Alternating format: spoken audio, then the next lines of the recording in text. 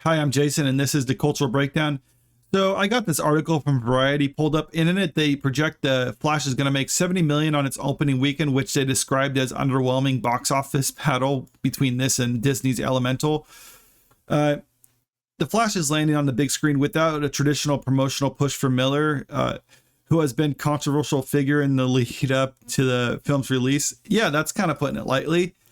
The actor, who was arrested several times in the past few years, released a statement in August to apologize for his erratic behavior and say he was in a treatment for complex mental health issues.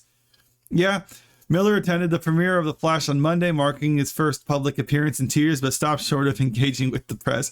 Yeah, I pretty much think that it felt like DC executives were like, okay, we have to have him there, so let's just try to clean him up as much as possible. You go out there, you're on a short leash, don't say anything, just smile, wait for the camera, sign a few autographs, and then go to the movie, and that's it. And then after that, we'll put you back in the closet, or I don't know, maybe he's out of the closet or something like that. I don't know, but...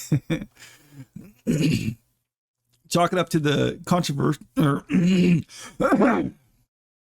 chalk it up to the unconventional global campaign or a glut of superhero offerings. But a debut of 70 million or below is less than heroic for a book, for a comic book epic that costs more than 200 million and has been heralded mostly by the executives who made the film as one of the greatest superhero movies ever made. Yeah, I love that the executives are saying it's great because they have their money on the line. But $200 million, it's being reported it's closer to 220. And honestly, with the setbacks and reshoots and other things that pushed up the cost, it's actually probably closer to 250 or 300 million. But let's say 250 to be generous. $70 million opening on 250 isn't good. This talks about Black Adam when that came out, that made 67 million in its opening on a $200 million budget, and it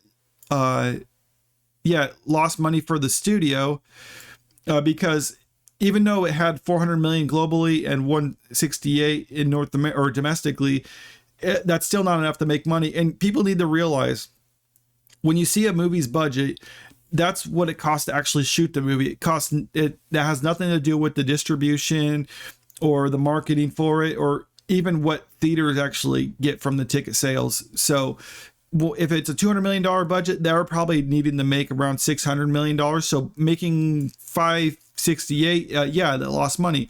But then you also compare it to Aquaman.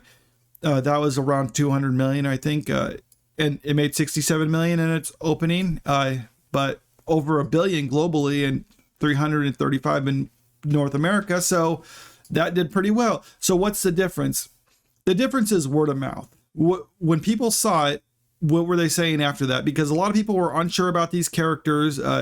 They saw Aquaman and Flash both in Justice League, and they were unsure if they could hold a movie on their own. Black Adam was a new character people were unsure of.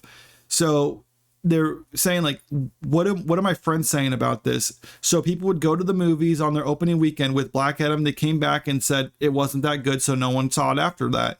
With Aquaman, people said it's pretty good. What are people saying about The Flash? Early scores are okay. For this is the all audience, verified audiences, it's better, but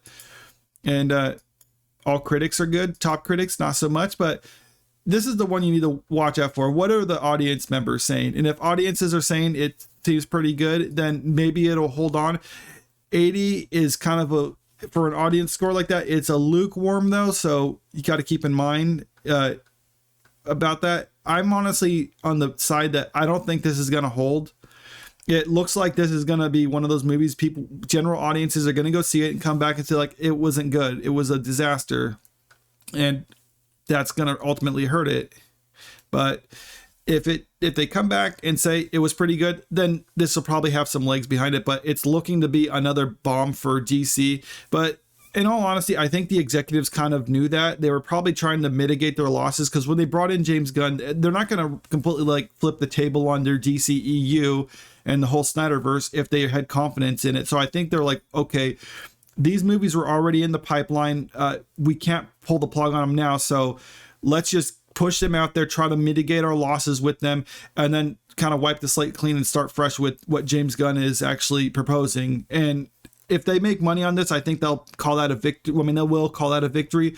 But if they only lose a little bit of money, I think they'll be okay with that. But That's what I'm saying right now. Let me know what you think in the comments. Make sure to like and share the video and to subscribe if you want to hear more. Thank you.